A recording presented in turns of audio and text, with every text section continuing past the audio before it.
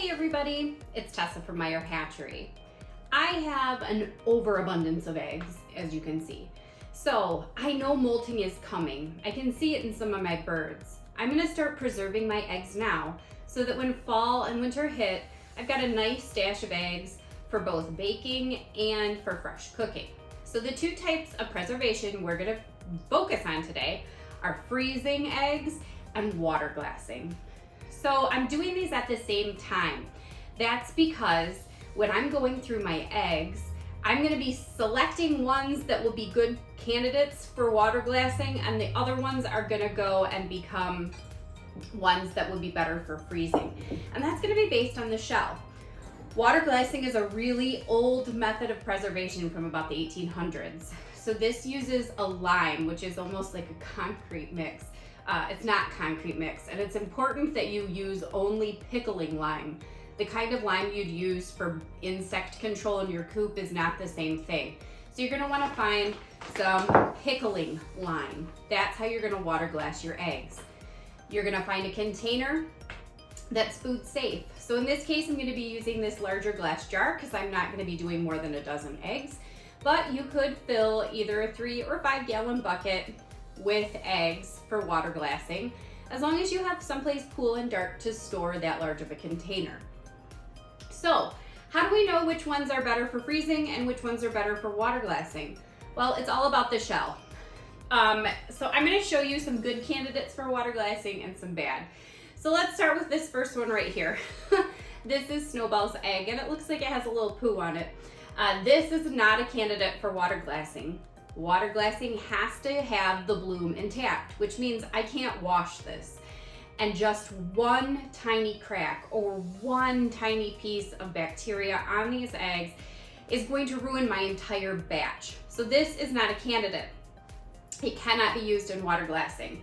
I could wash this one and sell it to my customers, but I'm going to do this one as one that I'm gonna freeze with. So when we're freezing eggs, I'm going to be scrambling them. So I'm just gonna crack and start putting any eggs that don't pass the water glass test into here, and we'll scramble them up later. So looking here, this egg appears to be great.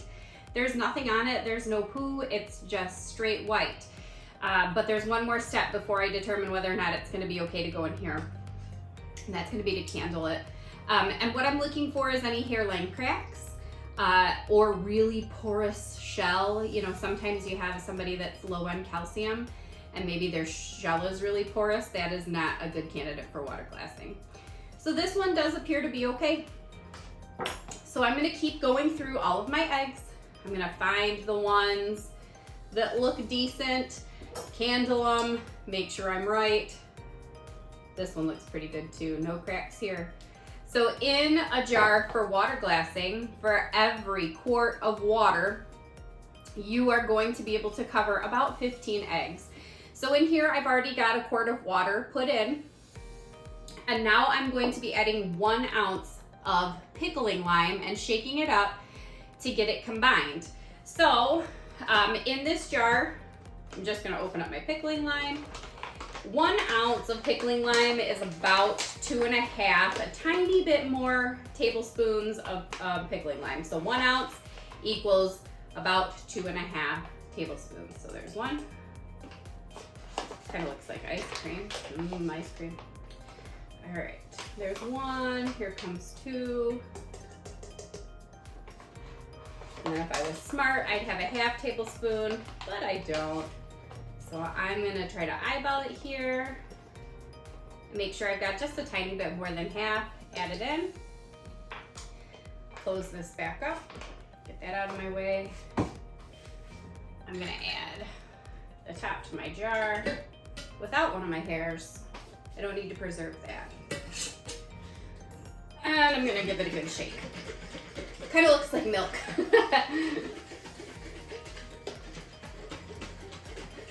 Okay. All right, so now I've got my liquid mixture. I'm gonna take the top back off.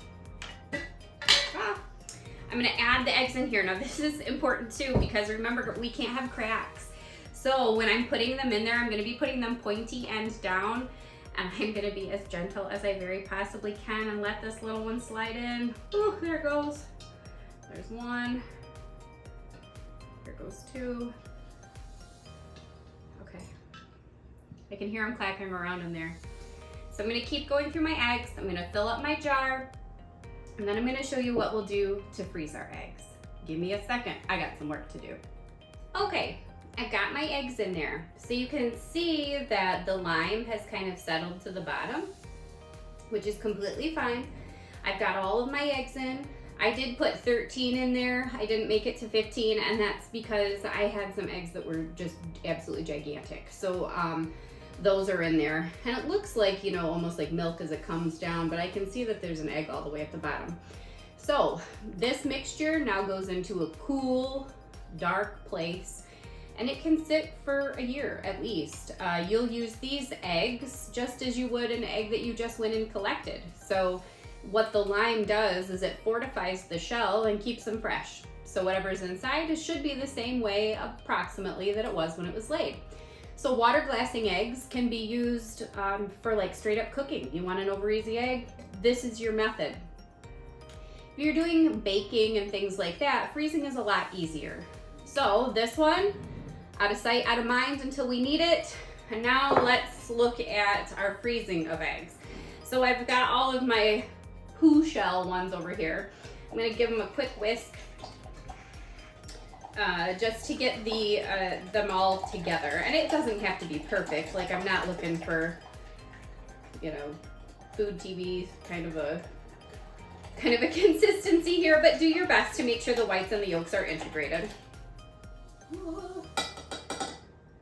Look at that, I'm even prepared. There we go. So I have some silicone ice cube trays.